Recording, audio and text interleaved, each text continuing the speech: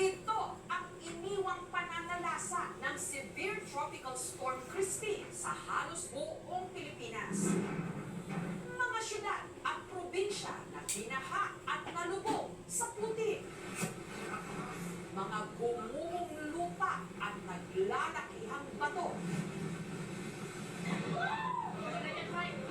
Mga nawasak na tulay. Mga pier o port na nasira. Mga bahay na bubong na lang ang kita. Mga buhay na tinangay.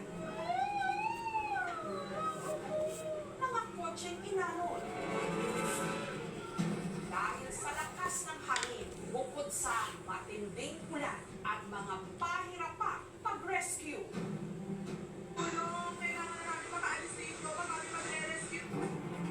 Sa Nabua, Camarines Sur, nakuhanan ng isang lalaki na kapit tuko sa puno ng nyog para hindi tangayin ng rumaragasang baha.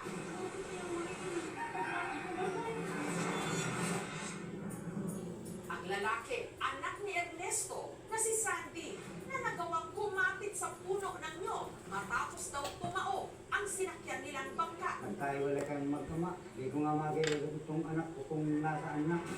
Ang mga kamag-anak ni Ernesto na sakay ng bangka pumalaot para sagipin si Sandy.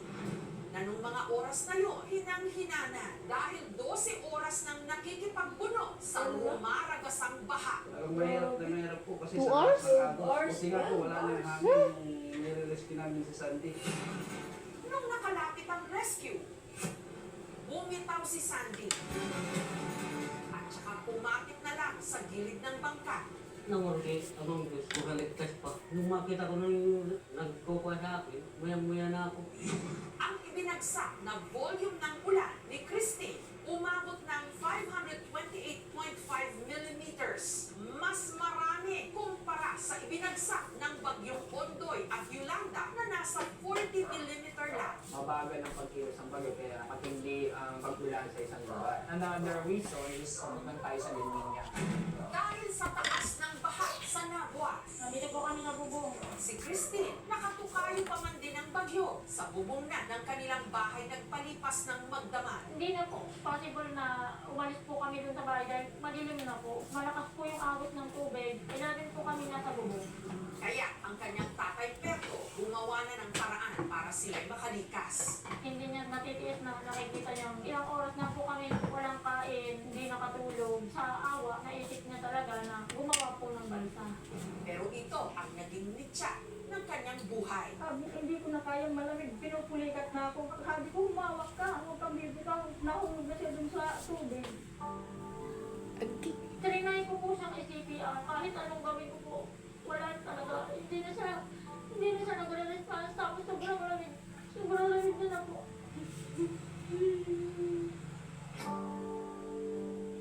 Susunod, andito po tayo sa pinakasentro ng Barangay Sampaloc sa bayan po ng Talisay dito sa Batangas sa casualty count ng Bagyong Christine. Itong barangay na ito ang nakapagtala ng pinakamaraming patay.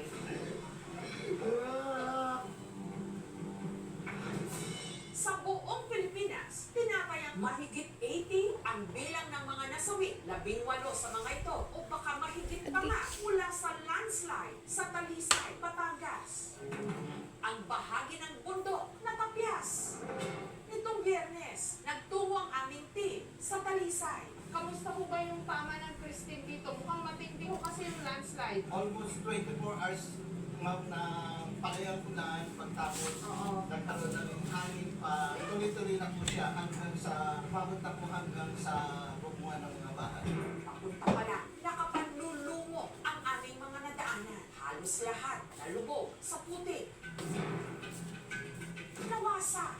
Walang pinalagpas na bahay. Andito po tayo sa pinakasentro ng Barangay Sampaloc, sa bayan po ng Talisay, dito sa Batangas. Kita nyo ho naman kung gaano katindi yung tinamo nila ritong pinsala kasi doble-doble yung dilubyo na tumama sa kanila. Gawa ho ng malakas at wala raw pong tigil na pag-ulan. Eh dumaustos yung lupa mula dito sa bundok, sa mataas na bahagi po. Pero mura siya artista na, itong babae ba? Talagang walang kalaban-laban yung mga bahay na nandito. May kotse, may pang buong bahay yata ito na wash out dito.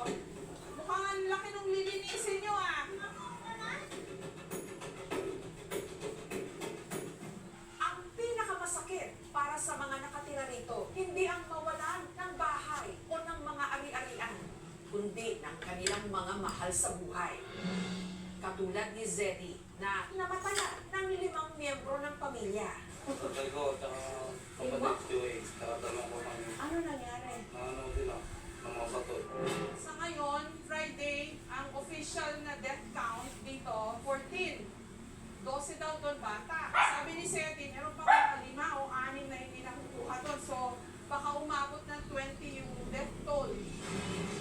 Paano mo kinakaya to? Ito sa una, tapos na. Nasa loob ng bahay mo?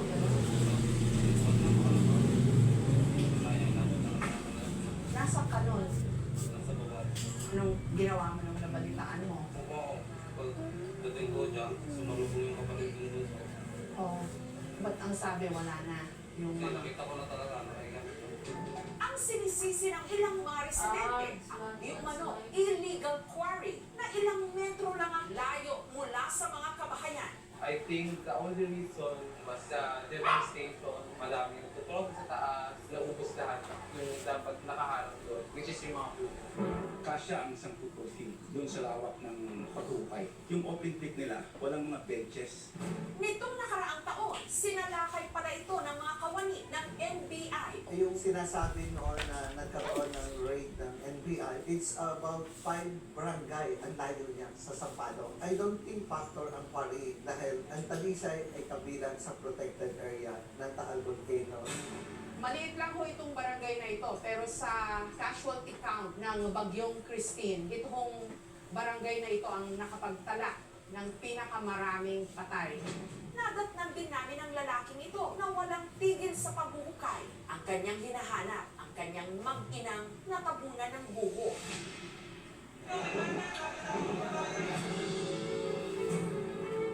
Makalipas ang ilang oras, natagpuan din ang kanyang misis at ang kanyang anak, pero parehong wala na itong mga buhay.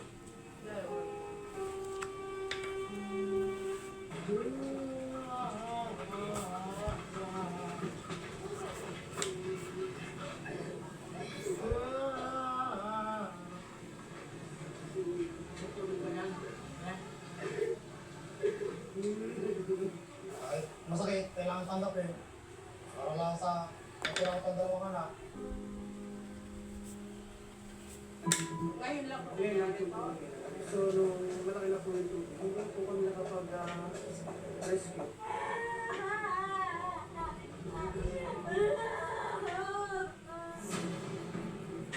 Mga paulit-ulit na trahedya, nagpapakita ng buot ng kalikasan. Kung gaano tila wala tayong kalaban-laban. Kailangan na namin makaalis dito, paano magre-rescue? Pati na kung paanong ang desisyon at aksyon ng mga nasa kapangyarihan ang magtatakda sa ating kaligtasan.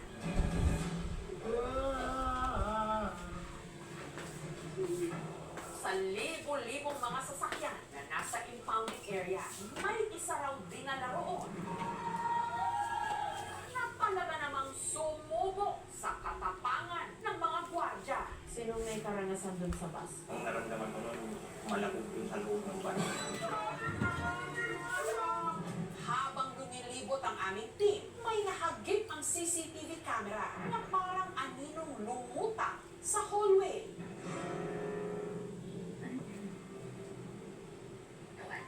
Ang tambakan ng mga sinawid-palad na sasakyan tila naging pook na raw ng mga ligaw na kaluluwa. Mga nanggagambalang nilalang sa kanilang tahanan. Sa mansyong ito kasi, di umano, meron ng espiritu. Mahilig ka ba sa mga antik? Ang ilan sa mga lumang gamit, tila hindi raw mabitaw-bitawan ng mga dating may-ari, kahit sila'y patay na.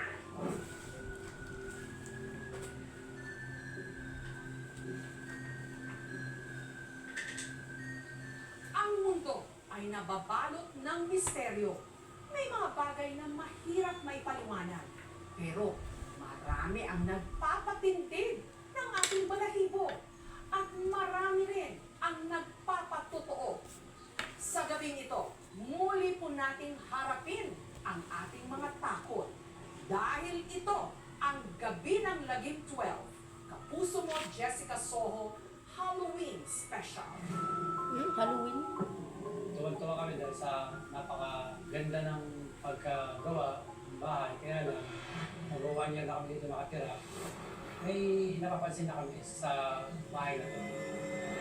Parang may nakasama kami dito na hindi ordinaryong tao.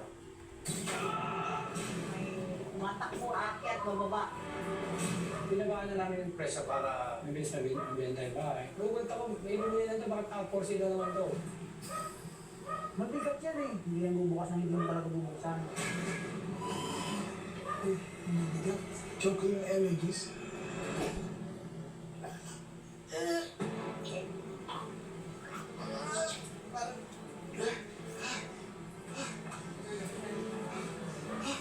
Parang dinidrag ng cable yung tao.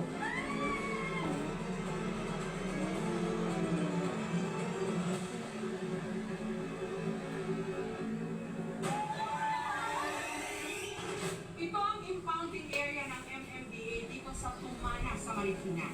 Dito dinadala ang mga sasakyan na sangkot sa aksidente, pati na ang ulang mga nauwi sa trahedya. May nakikita siya doon sa bus na nasunog. Parang may nararamdaman sa ibang parang nagmamakawa. Baka yung lalaki siguro nasunog din. Parang naiwan pa siguro sa iyo.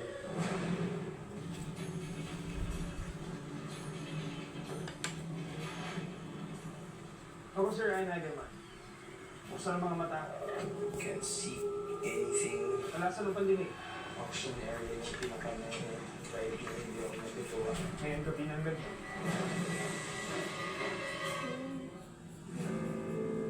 Papunta ako ngayon dito sa isang antique shop dito sa Quezon City. Kung sa loob mismo ng katahimikan ng antique shop ay marami mga paramdam. Ramdam mo lang, parang may nakatingin sa'yo. Mayroong mga boses. Parang may kumakalampag sa loob ng pabangit. Tumitingin ako sa alam. Yan yung babae na yun na parang bukto yung mata. Babae lang po nakita ko. Parang wala siyang ulo.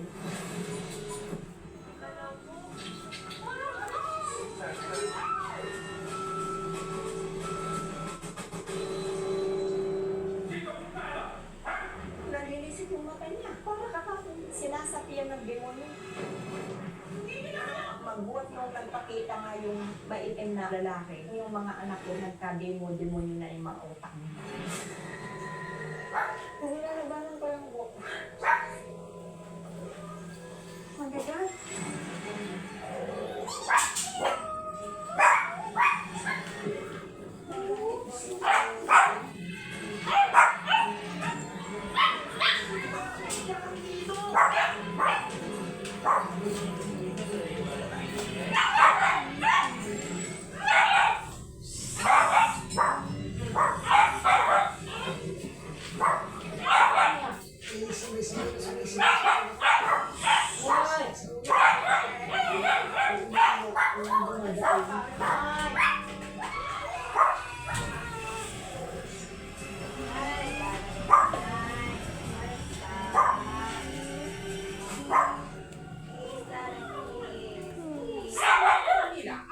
sa masasakyan ng distansya, nabangga o nasangkot sa trahedya, dinadala sa MMDA impounding area sa Tumana, Marikina. Ngunit dahil sa malagim na sinapit ng mga ito, ang tambakan ng mga sinawimpalad na sasakyan tila naging pook na raw ng mga ligaw at hindi matahimik na kaluluwa. Dalawang patay at dalawang ang sukatan matapos mahit ng Brandmaro ng isang dump truck ang kanilang kotse. Sinalungkot ng trahedya mga sakay na isang van. Nandito tayo ngayon sa Tumana Impounding Center sa Marikina. Kung saan na sinasabi nila maraming nagpaparamdam dahil sasakyan na na-accident. Pwede mo na siya ma-time-lapse na lang, no? Pinukunan ko yung card, di ba? 26 minutes. Sa mga mata. And then, Time lapse. may something ka lang na parang may maganda. Sa lahat ng stations na pinita natin, auction area yung pinaka-drive yung natutuwa. Malawakin na rin. Somewhere around here. Dahil ang mundo, nababalot ng misteryo. Ngayong gabi ng gabi. Saan lagi ka?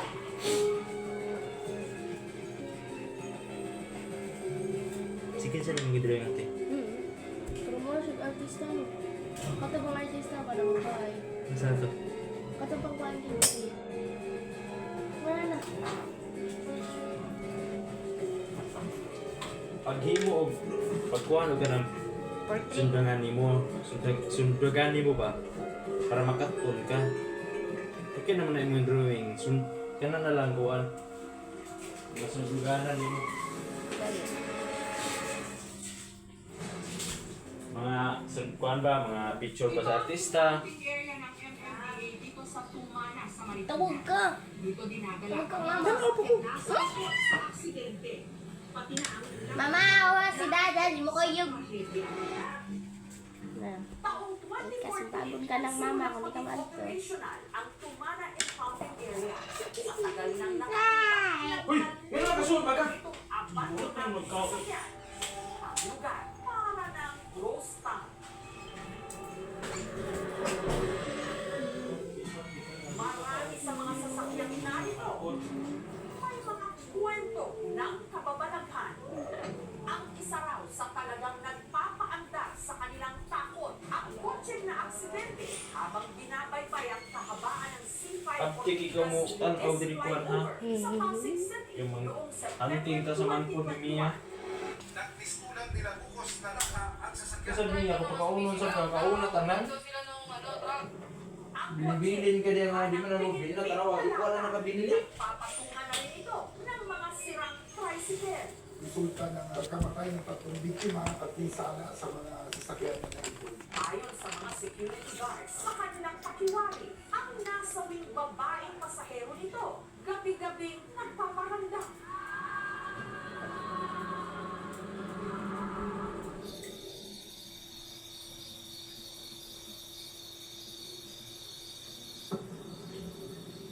Ilan ka po? 250. Maramdaman po yung buhok niya na parang sumayan sa balat ko sa likod. At sa balikat ko parang sumampay.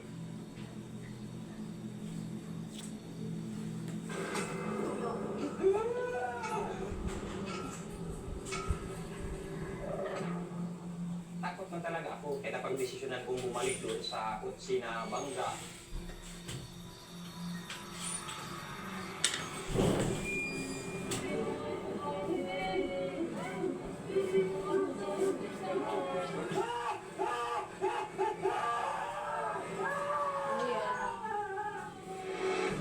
Ang nagmumulto sa napitpit na kotse, nagpapakita rin ito sa kasamahan niyang sikyo na si Manuelito. Yung sa tower na yan, kasi dyan ako pumipito sa gabi, makikita ko talaga na mayroong nakaputi dyan, walang kaputi lang. Mga kuan ni ka ng mga impound. Impound early. Impounding.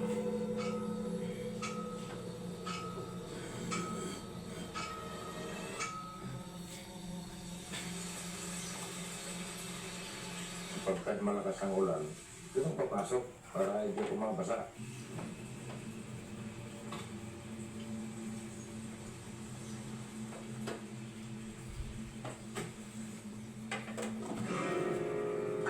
Usugong po siya diya, tala-tala, tawa na. Natuhog siguro siya di. Habang nakaupo ko na sila, baka may tumadaan sa salamin. Ay, may pagbukas ko. Wala naman ako lang. Bebinong ka ngayon sa baba.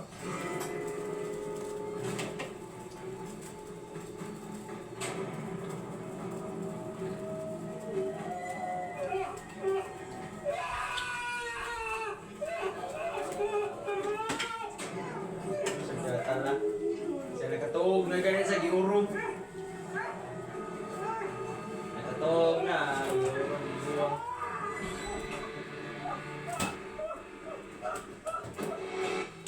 Kung maaari nga lang daw, gusto nang iwasan ng mga bantay ang dulong bahagi ng impounding area o yung auction area kung saan naroon ang mga na-aksidenteng sasakyan.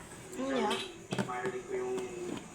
Hindi, dili na mo isunod or di mo lang or di mo na lang mo katang mo nila box ba anak Ang report na kayo yung driver nito. Hindi talaga nakagtas yung driver nito. Thank my name then day to day.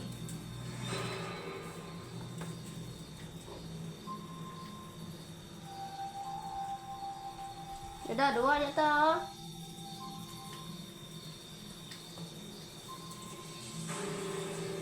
Udah nyata email.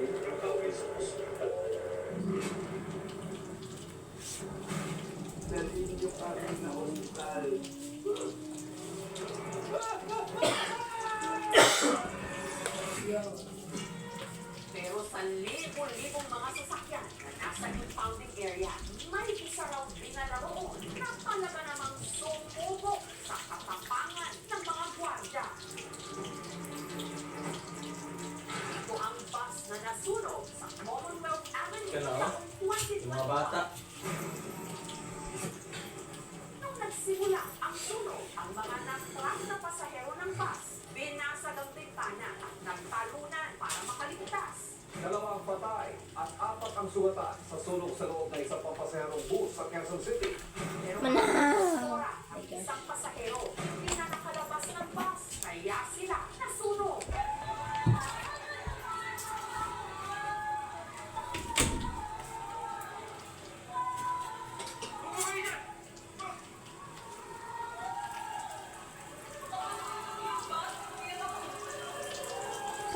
Hindi lang pala ordinaryong away sa pagitan ng pasahero at konduktor ang pinagmulan ng sunog, kundi selos.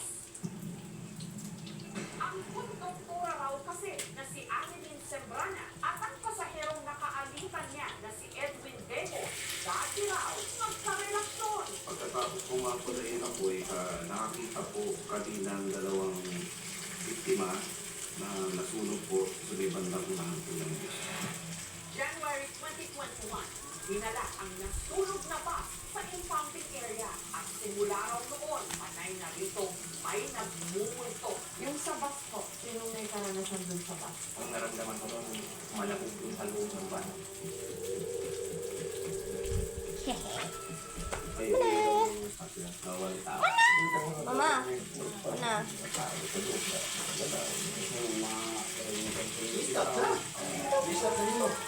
Yung mga